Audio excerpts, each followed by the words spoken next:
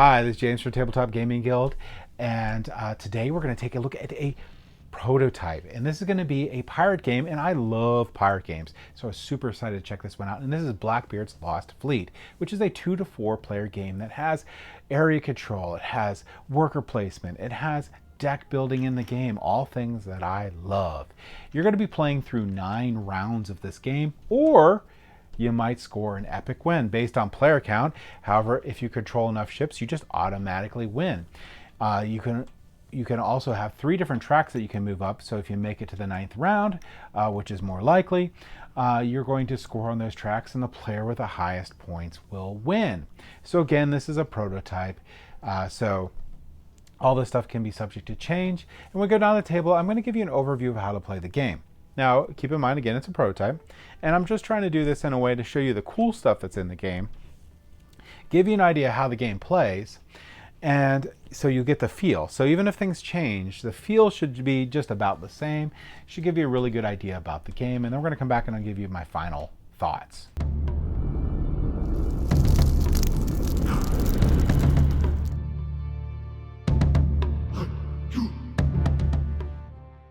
All right, so this is Blackbeard's Lost Fleet. Now, this is going to be a prototype of the game, so everything here is subject to change as they go through the crowdfunding until they get this ready for production. So keep that in mind while we go over. And the idea of this is just to show some cool stuff in this game, give you an idea how it plays, and that sort of thing. So let's go ahead and start off with the components that you'll see in this game.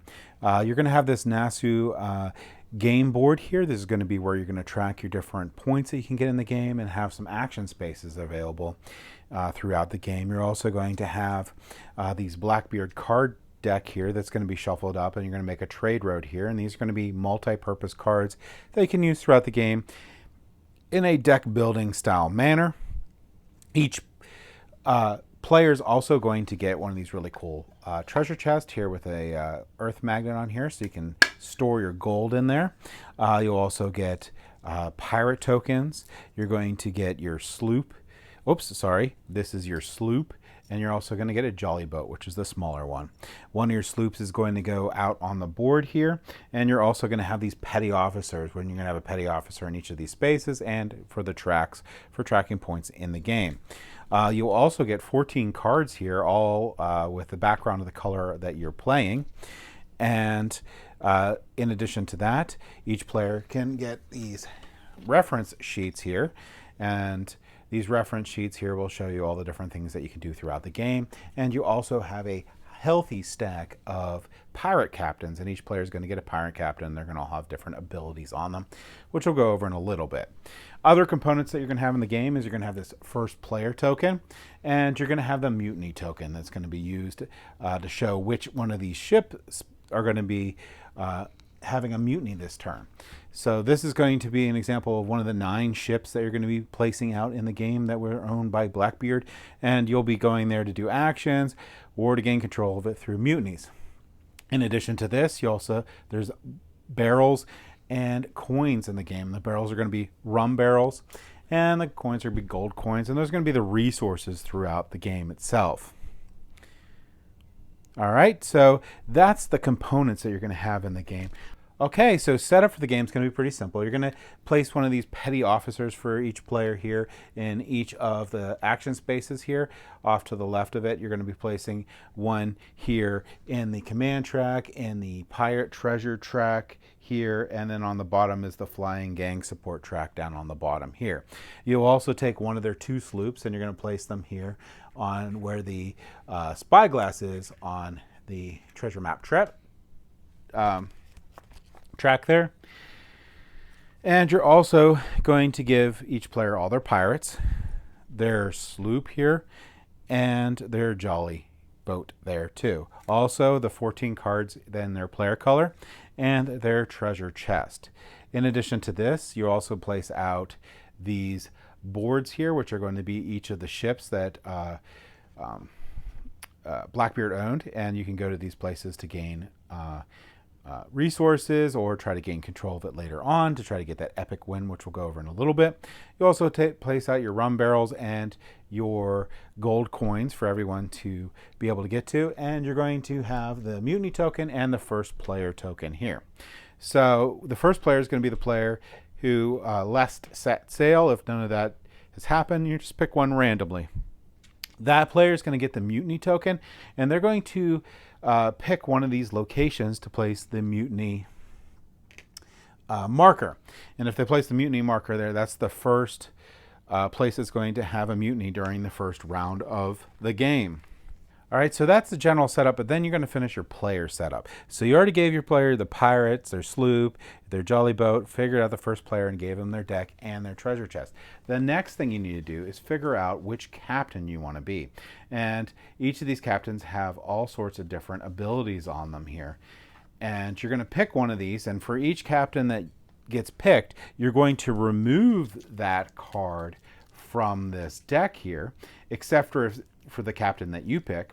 Once you're done with that, there's 14 cards here. So if it's a 4-player game, you're going to remove 3 cards because there'll be 3 other captains.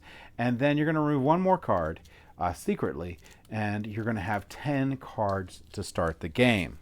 So you're then going to shuffle up those remaining 10 cards here and then draw 5. Let's go over some of the cool different captains that you can be in the game. Okay, so for example here, you could play this Quentin character here. And this one's ability is after sailing, take 2 rum and move any number of your pirates. So you have this symbol here for set sailing, and then you have the 2 rum that you'll get. And then the infinity sign shows that you can move any number of pirates that you would want in the game. Here's another example. Here's Jens. And Jens in here is going to let you exchange 1 gold for 3 rum or 1 rum for 3 gold, which is pretty darn cool. All right, and then we also have the Soulless Monk here. The Soulless Monk here is going to discard 4 of your pirates and gain 2 treasure map token track points. So you're going to be able to move up this track here and maybe unlock your second sloop there, which is pretty darn cool. So we'll go over a couple more here. There's also going to be this Black Powder Pete here. So the Black Powder Pete, he's going to let you discard 1 of your pirates and remove up to 2 cards from your hand or discard pile from the game, which is really cool. So you can start to streamline your deck and get rid of some of those starting cards in the game there. We also have, let's see, we have Monkey Boy here. So Monkey Boy is going to have an after sailing effect here. So after sailing, you're going to draw 1 card. So that's this symbol right here. And after you draw a card, you can select a player. This player discards 1 card of their choice. So you're going to be able to discard a card from a player. All right, we also have like Shameless Will here. So with Shameless Will, you can discard 1 rum, and Shameless Will has wild cards of all the sailing symbols, which is pretty cool. In addition to this, each of these players, so they have these cool abilities we went over, but let's go ahead back over and look at some of these here. Some of them also have starting bonuses. If you look at Fingers, he doesn't have a starting bonus, but if you look at these guys here, this guy's going to start with 3 gold and 3 rum. This one's going to do an auto sail to a location. So some of them actually have starting abilities too. And some of them are pretty straightforward. Now in the rule book, it does have some that you suggest to start with. You can check that out for that, and that might change over time. But like Fingers here, you get to summon your jolly boat, which is pretty cool. You also have some more complex ones here, like this one right here. So what these symbols mean down on the bottom. Now also there's a separate rule book in here that goes over each of these, so you don't really need to know all this iconography, but the iconography doesn't change, so it's good to learn it because you're going to find a lot of these in the cards as you go through the game itself. So you're going to discard 4 of your pirates to gain 1 point on the treasure map track, which again, this is the treasure map track on here. And move any player back 1 point on the treasure map track. So not only are you going to be moving forward, but you're also going to be moving another player. And that pirate question mark shows another player, and then this is the action that occurs. So that's that player, which is a little bit more complex and harder to play character in the game. And we have some really easy ones that have really powerful powers, like this one here, this Freebird here. And this one, for placing purposes here, the Jolly Boat counts as the sloop for this player, which is really, really cool. This one here is pretty straightforward too. This is going to be Filthy Joe. And Filthy Joe, so this is the wind sailing mark on there. You're going to place 2 pirates, so that's the pirate symbol here, and gain a gold. So that one's pretty straightforward too. All right, and we also have Meat Stick Nick. And Meat Stick Nick has a couple different things. You're going to start on the second field of the treasure map track, which is really cool. Also, you're going to discard 4 rum to remove up to 2 pirates on a ship with the mutiny marker. So you're going to be able to maybe have an easier time controlling those ships when that happens. We're going to go over how that actually works in a little bit here. We also have Eve the Navigator, which has another sailing action in here. And for Eve the Navigator, you can discard 2 rum, and you get to play your second turn immediately, which is pretty cool. All right. We also have Battery here, Melina. And you can discard X gold to discard X pirates from other players from any ship. So that's pretty cool. So you can use gold to remove them. And you have to have pirates in an area there to participate in a mutiny. So that can be very powerful itself there. All right, and the last one we're going to go over here is going to be the Silver-Tongued here, Myros Levas, the Silver-Tongue.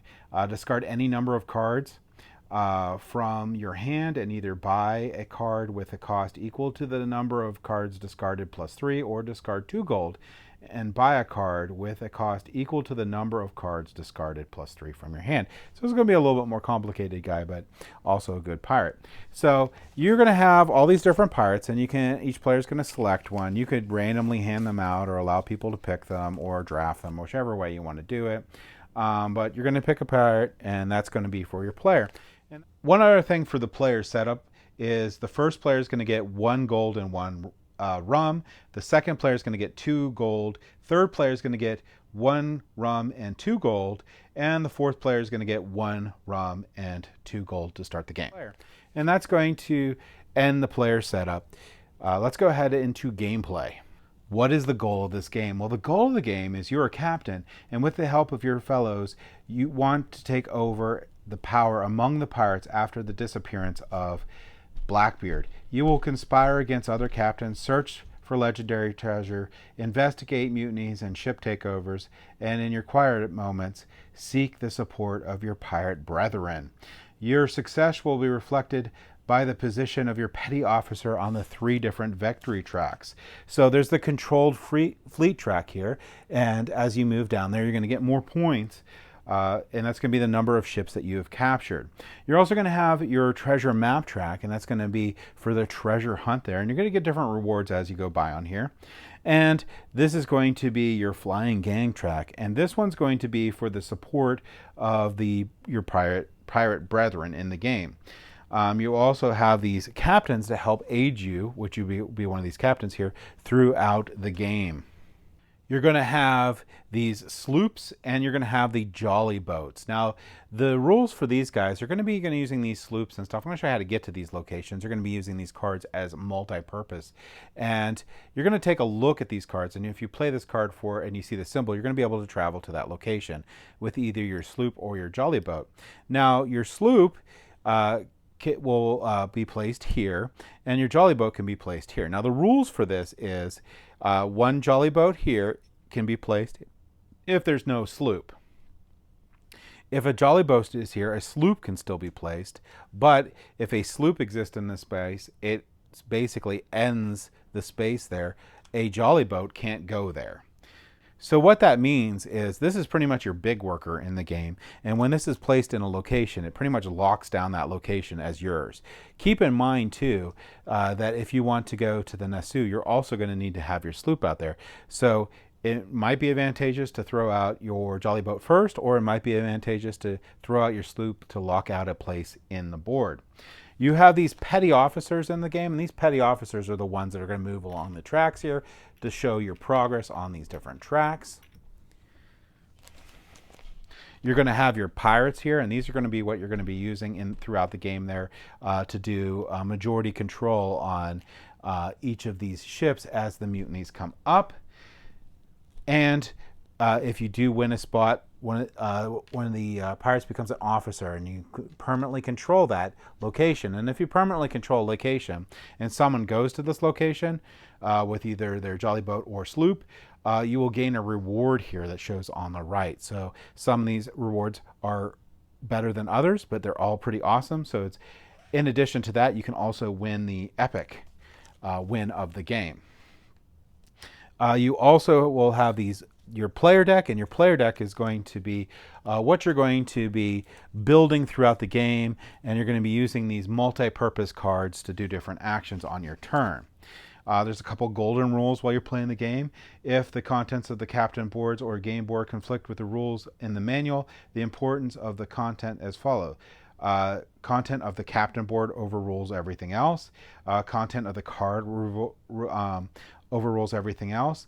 And then you have the general rules of the game. All right, how do rounds work? Well, the game's going to go over 9 different rounds, and at the end of the 9th round, the player with the most points are going to win, unless an epic win has occurred. So the epic win is going to occur when you have a specific number of these controlled by a player. All right, so how the epic win works here, and the number of ships that you need to control, is in a 4-player game, it's going to be 5 ships. In a 3-player game is going to be 6 ships, and in a 2-player game it's going to be 7 ships. So you're either going to go to the end of the 9th round, or you're going to have the epic win and control enough of those ships to immediately end the game and immediately win. All right, so let's go over start of the round. The player holding the first player marker selects a ship by placing the mutiny marker, which we've done, and that's going to be the ship that's going to have the mutiny at the end of the game. And you can only select a ship that's not had a mutiny on there. So any of the ships that have a mutiny on there are going to have an officer on there, and that's owned by someone. So it has to be a place that hasn't had a mutiny. Then you're going to go into player turns. On a player's turn, the player must choose one of 3 options. They can sail, they can follow a mission, or fold and purchase cards. So these cards here are basically what you're going to get to do during the game here. And you're going to have 5 cards in here, and they're going to have a couple different parts of these cards that you can look at. One here is going to be the buying power of the card here, so you can see this little bell here.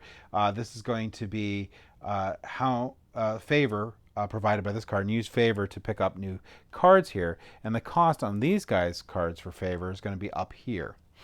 And the only way you're going to gain these favors is if you're going to fold. And if you fold, your remaining cards are used for purchases. So if you look at my starting hand here, I believe I have several. I have all but one has these favor on them. The other thing you can do on here is you can sail. If you're going to sail to a location, you're going to take a look and see what symbols are along here. So some of them have different symbols here. Like you can see this one has this different symbol. And you're going to look for that matching symbol out on the board. And you can go to that location. You can go to that location with either your jolly boat or your sloop, and depending on what is already there, depends on whether you can place your jolly boat or sloop out. And again, once the sloop is placed in a location, that location is effectively locked out for the round. When you go out to these locations, like let's say this one we're going to have the mutiny at, you're going to get the reward down the bottom. This one's pretty straightforward. You're going to get 2 gold and a rum barrel, and you're going to be able to use these throughout the game there to do different things. But you would place either your sloop there or your jolly boat and then get that reward. Later on in the game, if there's an officer at that location, they're going to get their reward here on the right, in addition, when you go to that location. You can also follow missions, and basically what missions are going to be here is you're going to follow what's on here, and then you get the rewards down the bottom. So in this case, you're going to discard a card and gain 2 gold, basically is what's going to happen with that one. And the last thing you can do is fold and purchase cards. And when you fold, you're going to take a look at these values here. You're going to add them up, and you're going to be able to purchase any card here in the trade row that you have enough resources for. Like this one's here 2. This one here is 5, which lets you sell to any location, which is pretty cool. And that's the 3 different things. But you can also do free actions. And there's a way to also do these actions on here, which we're going to go over in a second. So your free actions consist of discarding any number of cards, and some cards here will give you resources when you discard them, or in this case pirate. You will gain all those, and in this case like a barrel. So you can discard any number of cards you want on your turn as a free action to gain some resources to do different things in the game.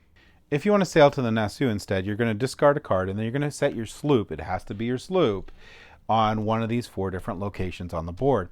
Once you picked your location, you're going to be able to take your petty officer here, and you're going to put your pawn on one of the free fields on the venue track. So there can't be any other person here, and you can go put your officer on here, and here's going to get 4 pirates, but you're going to be able to get the resources of any part of that track here. So that's how you're going to go to the Nassau and how you can do these action spaces on that board here. So there's a couple different symbols that you're going to see in the game here, and it's really important for the moving pirates and placing pirate portion of the game. If you don't see the double arrow, so let me find one with the double arrow in here. So like if you see something like these are going to be pirates, or you went here, you place 4 pirates. So what do you do?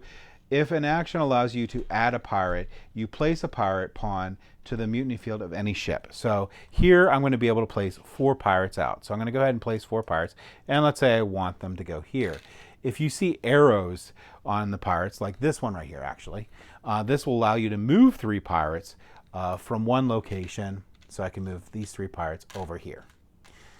So those are the 2 things you can do for pirates, and that's very important because there's an area control portion of this game, and gaining control of ships is very important, not only to prevent other people from getting the epic win, but maybe attempting to get the epic win yourself.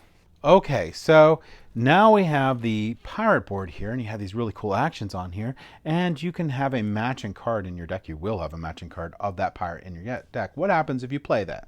Well, you get a bonus card that conforms with your captain board. A card conforming with the board of the captain, you choose to gain special abilities. You can play this card in one of 2 ways. As a regular card, so I can play this as my regular card, sail to these locations, doesn't really give me much other than that. Using a special ability on the captain board, you can do one of those 2 ways there. So each captain provides a unique ability, and detailed descriptions are in the game here, but I can sail and then gain 2 pirates and a gold here. So I can either use this for its ability just to sail those or I can gain this here. So that's how the player boards work in the game. All right, so one thing I did want to point out though, just to make sure you know, is that when you purchase these cards, they go to the discard pile, and you leave your discard pile as it is until you need to draw cards and you don't have anything left in your draw deck. Then you'll take your discard pile, shuffle it up, and draw 5 new cards. And that's only done at the end of a round. So let's go ahead over what happens at the end of the round. You're going to transfer the first player market. You're going to take advantage of free actions if you wish. You can buy new cards and refresh your hand. So transferring the first player marker. If you folded, take the first player marker. So if you're the first person to fold, you're going to take the first player marker, and you're going to be the first player next turn. However, if you already have the first player marker, that's not going to happen. It's going to go to the player on your left there instead. So the big idea of this is you're never going to have the same person as the first player multiple turns.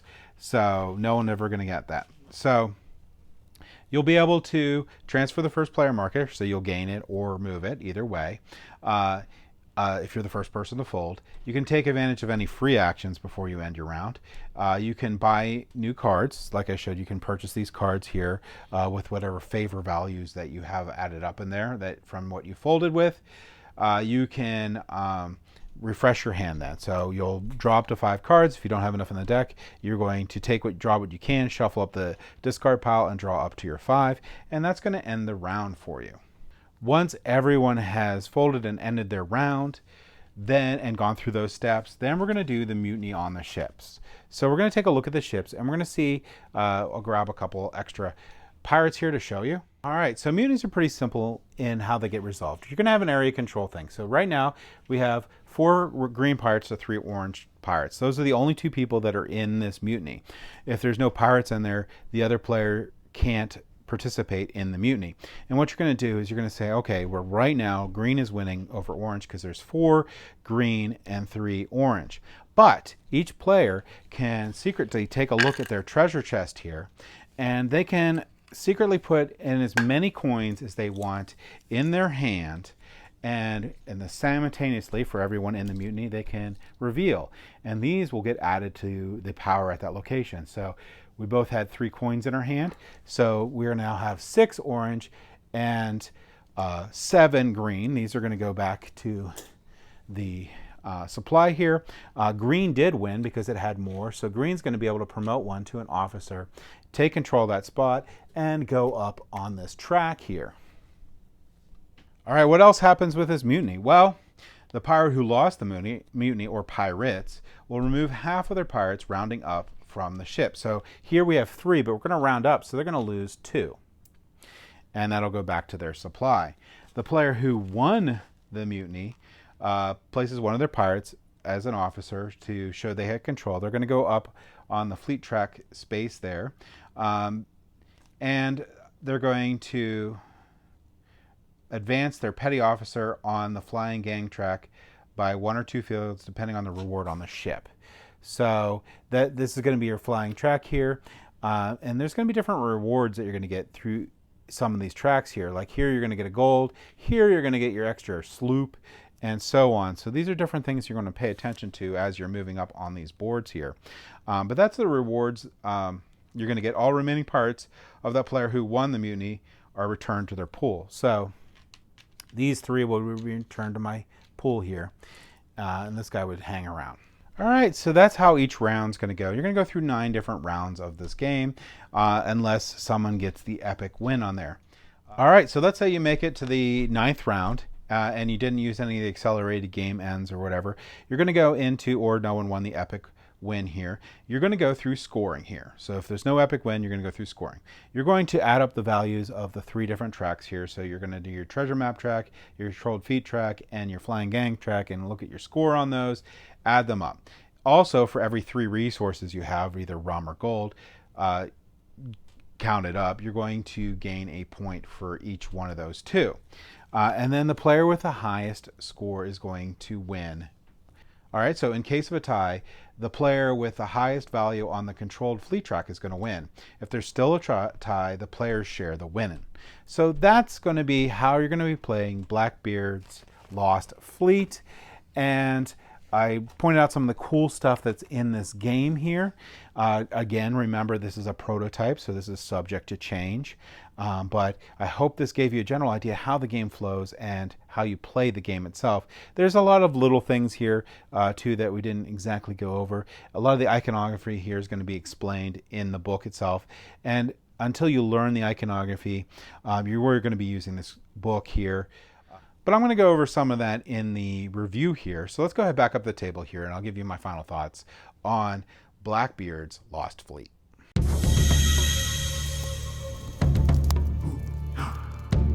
All right, so my final thoughts on this game. Blackbeard's Lost Fleet is a epic style game here. I really like all the different decisions that you can make in the game, and I really love multi-purpose cards. I can't really talk about the component quality so much on this game because it's a prototype, but if the component quality is anything that is the same towards the final product, it's amazing. These little wooden barrels are really, really cool. These pirate coins are cool. The treasure chests in the game, they're just amazing. I love these treasure chests. Component quality for the prototype is amazing. I really like the art that they had in the game.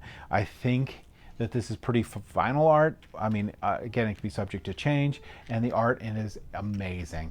I like how they got all their friends to be pirates in the game. I think that's really, really cool. I just like just everything about the look and feel of the game is great. So how was it to learn? Well, it's a prototype. The rulebook can use a little bit of streamlining, but it was pretty easy to go through the rules and learn them. It was laid out fairly well, and I was able to pick on it. Now, the iconography on this game, I don't know. I think it's fine. The iconography in the game is fine. I'm not sure why I struggled with it a little bit. I did have to refer to the rule book several times for some of this iconography.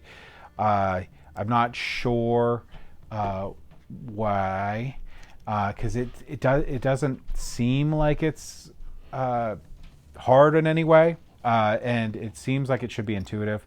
So I think, yeah, and we picked up on it a little bit more as games went by. So I think this is going to be something that's not going to be an issue, is the iconography. I think it's just something that was with me. But the other thing I like too is on these tracks here where you get the rewards on there. I really think the treasure track's really important too, so you can get your second sloop. That second sloop is going to be incredibly important during the game. Gameplay is engaging in this game. Whether you're going to locations to gain supplies there, or you're trying to get some of these really cool cards throughout the game, to beef up your deck there, or you're trying to shed some of the cards that aren't so great in your hand, so you make sure you draw just great cards. There's a lot of decisions there. Or you go for those mutinies. Those mutinies are very important. I don't think an epic win is going to be that common when you play this game. I mean, it can happen, but it can only happen if the other opponents just sort of allow it to happen. So they don't go after those mutinies. They don't try to win those mutinies. And you could get in that dangerous situation where someone has 3 and they only need 2 more, and it becomes harder and harder to stop them, and they're just going to go all in on it. So a good part of the strategy of this game is that you're not going to allow any one player to have too many mutinies. You're going to watch that. You're going to plan for that. And then you're also going to need to plan to make sure that you're moving up in positions properly on this board here for your final score.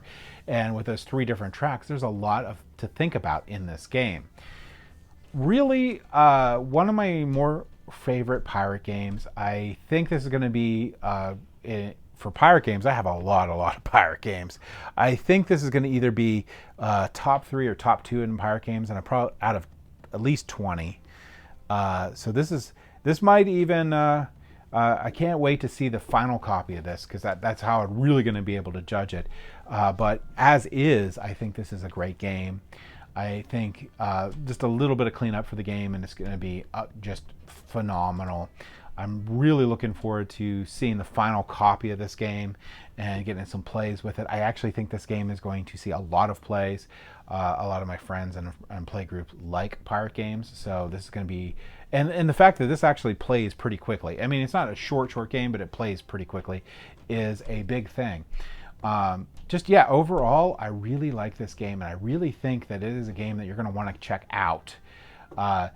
We'll definitely put some links down in the comments down below, so you can check out their crowdfunding. You can check out their website. They have a lot of really cool things going on with them. They do woodworking and other things, and they're a really cool company to check out. But that's my thoughts on Blackbeard's Lost Fleet. Thank you for watching. 1, 2